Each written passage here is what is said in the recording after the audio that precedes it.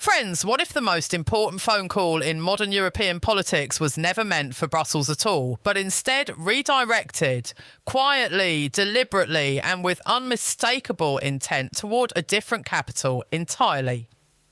Before we roll the footage, just one thing. If you enjoy our work, drop a like and hit subscribe. Over 98% of you are watching without subscribing. Let's change that right now. It's free for you, but it fuels everything we do. Subscribed. Perfect. Now enjoy the video.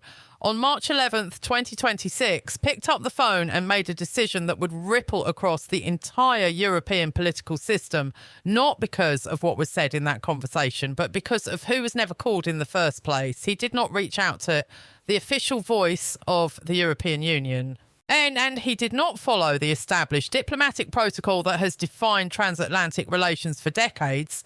Instead, he placed a direct private call to Hawaii. And in that moment, without any formal announcement or grand declaration, the entire balance of perception inside Europe began to shift.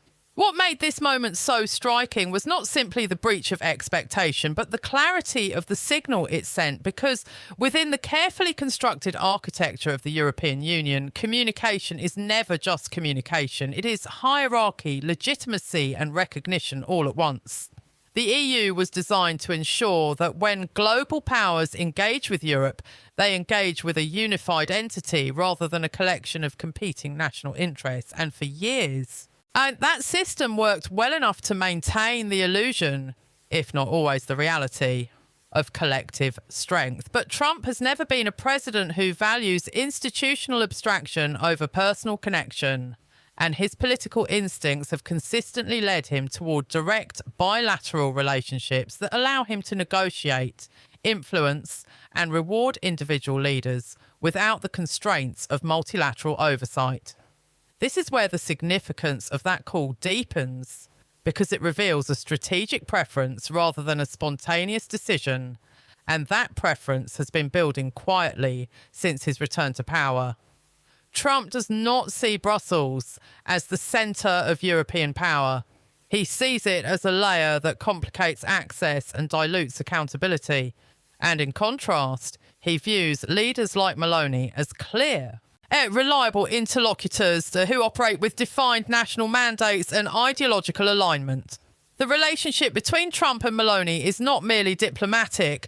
It is political, personal, and rooted in a shared worldview that prioritises sovereignty, national identity, and scepticism toward large supranational institutions. When Meloni first rose to power in 2022, many within the European establishment anticipated that she would either soften her positions to align more closely with EU norms or find herself increasingly isolated within the bloc. But what followed instead was a far more nuanced and effective strategy. She maintained compliance with the most critical structural expectations of the EU, avoiding direct confrontation on issues that could trigger institutional retaliation, while simultaneously building a network of influence that extended beyond formal mechanisms and into the political currents, reshaping Europe from within. This dual approach allowed her to remain both inside the system and slightly apart from it, a position that proved far more powerful than outright opposition. The March 11th call must be understood within this broader context, because it did not occur in isolation. It was the culmination of a pattern that has been developing over months, characterised by increasing direct engagement between Washington and Rome on issues ranging from defence cooperation to regional security strategy. Officially, the conversation was framed around stability in the Middle East and Italy's growing role in international military operations, and there is truth in that framing. As Italy has indeed expanded its defence contributions, including naval deployments and air defence positioning that signal a more assertive posture in the Mediterranean. However, the official explanation only captures part of the story, because the real significance lies in how that cooperation is being conducted, not through Brussels, not through EU coordination, but through direct bilateral alignment. When news of the call began to circulate, reactions emerged quickly from major media outlets, including and Eat, both of which highlighted the unusual nature of the communication and the questions it raised about the future of EU-US relations. Behind the scenes, however, the reaction within European institutions was more complex and more revealing, and because officials understood immediately that this was not just a diplomatic deviation, it was a strategic signal that could not be easily dismissed or reversed. In Berlin, the implications were particularly difficult to ignore, especially for figures like Anne, who has been navigating a political landscape already strained by economic pressures, defence commitments, and shifting voter expectations. Germany has long viewed itself as a central pillar of European stability, working in tandem with France to guide the direction of EU policy. But the emergence of Italy as a preferred partner for Washington introduces a new variable that disrupts that traditional balance. It suggests that influence is no longer determined solely by economic weight or institutional position, but increasingly by political alignment and direct access to global power centres. This shift has broader implications for how European leaders interact with one another, because diplomacy within the EU is as much about perception as it is about policy. When one leader is seen to have privileged access to Washington, that perception alters the dynamics of negotiation across the entire bloc, encouraging some governments to move closer to that leader's orbit, while forcing others to reconsider their own strategies for maintaining relevance. In this way, the relationship between Trump and Meloni functions as a multiplier, amplifying her influence beyond what would be expected based on Italy's traditional role within the EU hierarchy. 8 scholars and analysts from institutions such as have begun to describe this phenomenon as a form of external fragmentation, in which the unity of a political bloc is gradually weakened not by internal disagreement alone, but by the selective engagement of external powers that choose to work with certain members over others. This concept helps explain why the March 11th call has generated such concern, because it represents a tangible example of that process in action, with the United States effectively signalling that it is willing to bypass the EU's collective framework in favour of more flexible bilateral arrangements. At the same time, the geopolitical context adds another layer of complexity as the Mediterranean region becomes increasingly central to global strategic competition. This area is not only a critical corridor for energy supplies and trade routes, but also a focal point for migration flows, security challenges, and the projection of influence by major powers, including Russia and China. Italy's geographic position and its expanding military role place it at the heart of these dynamics, and with Washington's support, its capacity to shape outcomes in the region grows significantly. This creates a situation in which decisions affecting the broader European landscape may increasingly be influenced or even determined through channels that operate outside the formal structures of the EU, raising difficult questions about accountability, coordination, and the future of collective decision-making.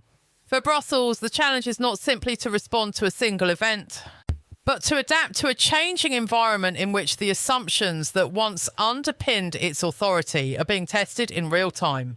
The dilemma facing the European Commission is therefore both strategic and existential, because it must find a way to remain relevant in a system that is evolving beyond its original design.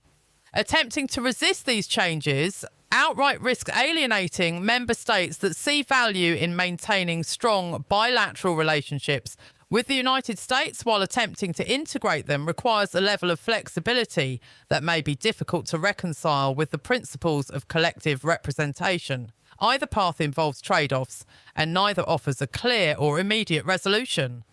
As more details about the evolving relationship between Washington and Rome begin to surface, attention is increasingly focused on the specific areas of cooperation that may define the next phase of this alignment, including defence planning, regional security initiatives, and economic coordination.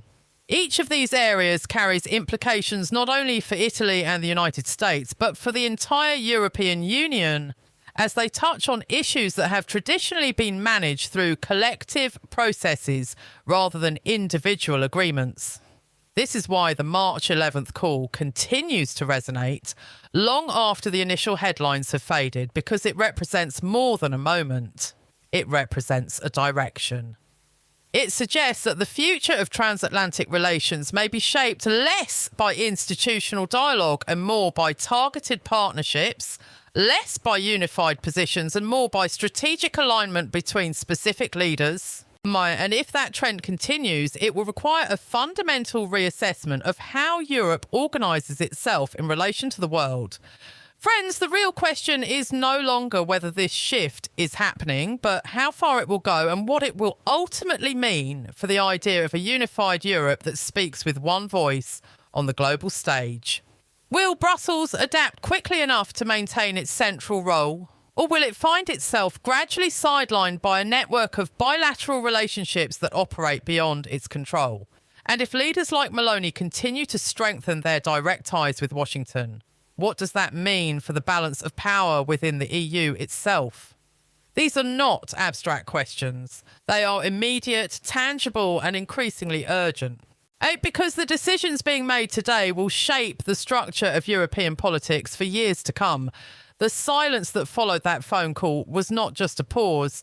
It was a recognition that something fundamental had changed and that the old rules may no longer apply in the way they once did. So as this story continues to unfold, one thing is certain. The next move will matter just as much as the last, and the next call, who makes it, who receives it, and who is left out, could define the future of Europe in ways that few are fully prepared to confront. If you want to stay ahead of this story, if you want to understand the forces reshaping global power in real time, then make sure you stay with us, because what happens next may not just change the conversation, it may change who controls it.